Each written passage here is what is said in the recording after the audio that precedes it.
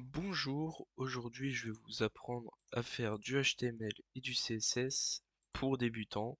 Aujourd'hui on va vous apprendre comment faire un menu.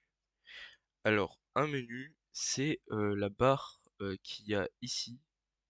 C'est un tutoriel fait pour les débutants, donc ça sera pour tout ce qui est petit site, des petits projets. Après vous avez juste à le faire à votre sauce. En tout cas, pour le menu que je vais faire, il est totalement responsive. Du coup, pas besoin de vous mettre trop de stress par rapport à ça. Si vous faites un projet et tout, et que vous galérez pour trouver un truc responsive et pas faire des tonnes de, euh, de breakpoints, ne vous inquiétez pas en tout cas. Alors pour l'instant, on va commencer en faisant le doctype HTML pour dire que c'est du HTML. On fait la balise HTML, la balise head. Alors ne vous inquiétez pas si au début je vais rapidement, c'est la structure globale d'un site. Alors ça c'est la structure globale d'un site. À peu près tous les sites du monde ont cette structure globale.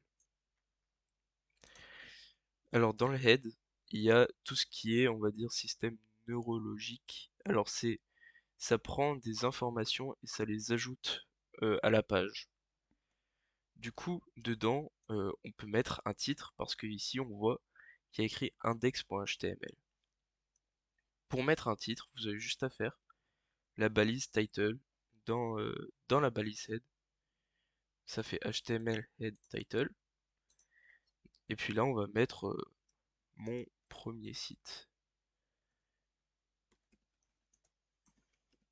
web. Hop là. Quand on sauvegarde et qu'on regarde sur le site ici et qu'on réactualise la page, maintenant on a un titre, c'est mon premier site web, comme écrit ici. Mais il peut y avoir des problèmes.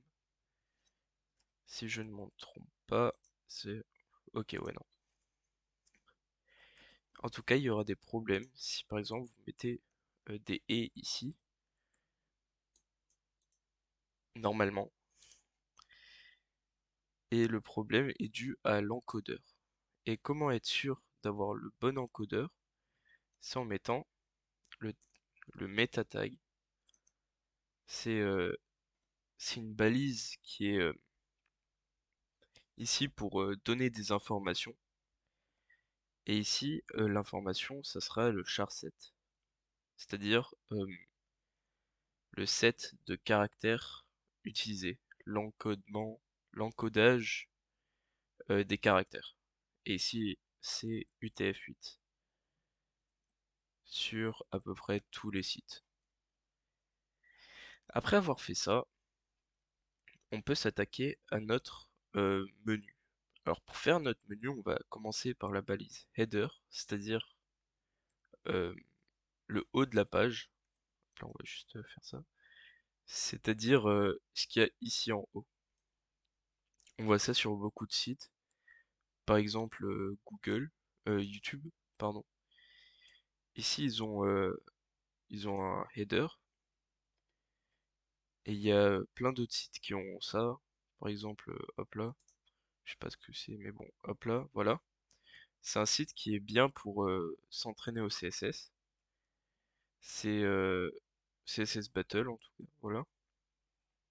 Et eux aussi, ils ont un header.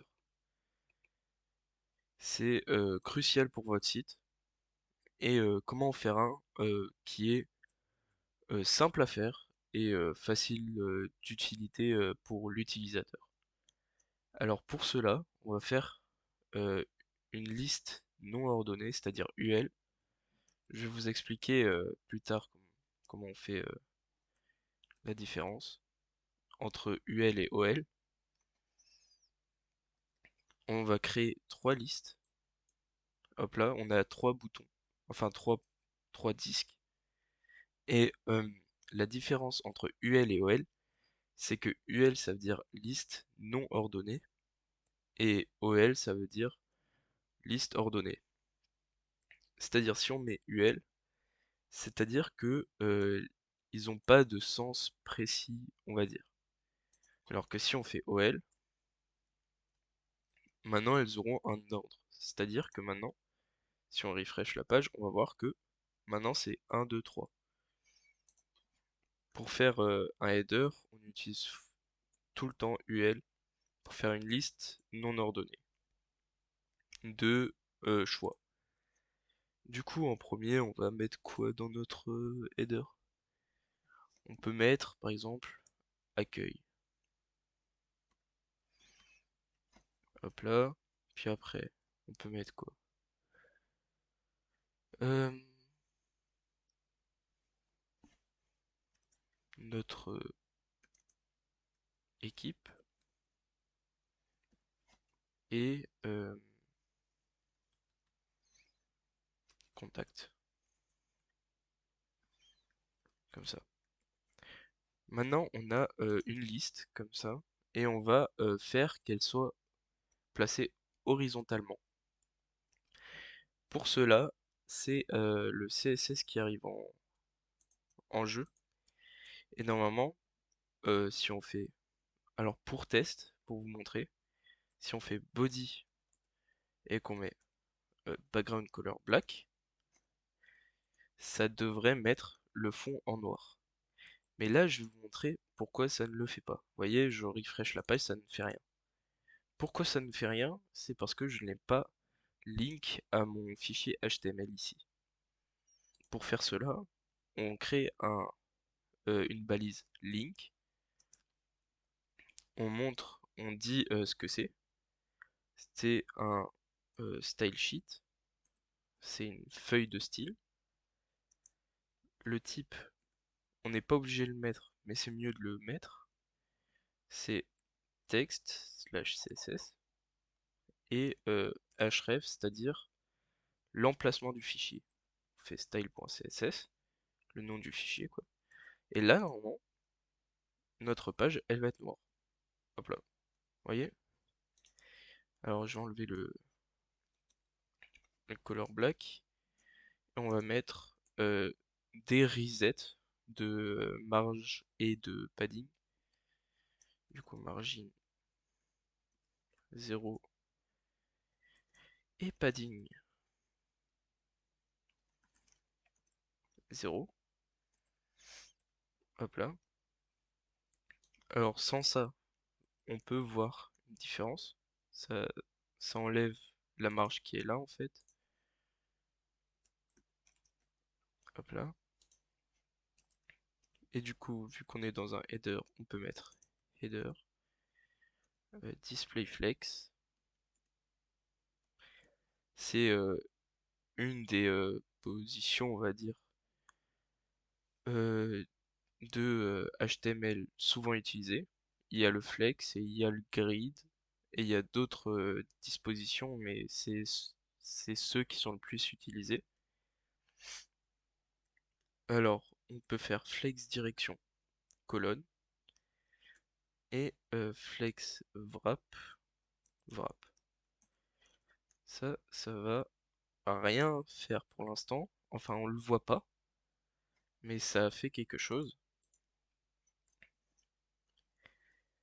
Dans ça, après, on peut par exemple mettre une petite couleur de fond. Alors, je connais un site qui est super pour les couleurs. C'est colors.co. On a juste appuyé sur espace pour trouver une couleur.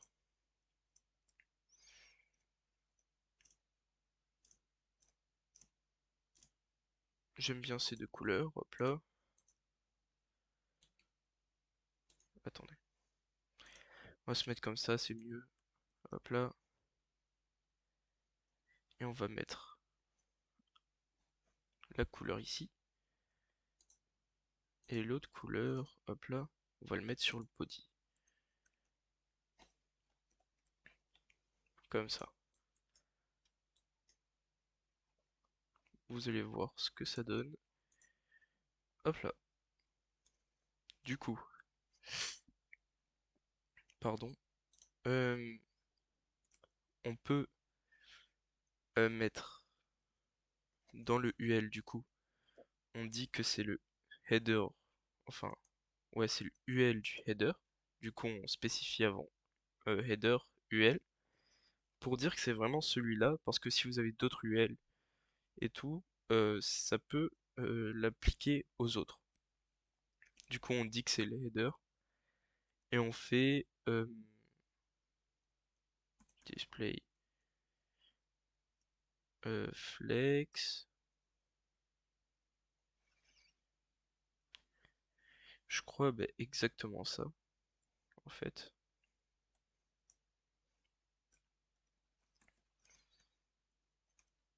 Et puis une gap de 100 pixels. Alors ça fait quoi? Ça met un gap entre tout ça, et vu que il y a ça, ça va le mettre en horizontal. Eh ben non. Alors pourquoi? J'ai un petit manteau ici.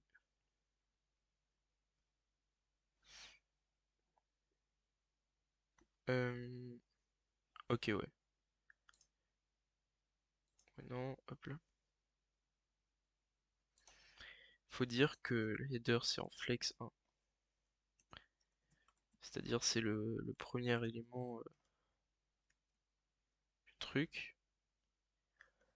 Après, ce qu'il me faut, voilà, c'est juste ça. Faut juste dire que c'est en display flex, et après ça fait ça.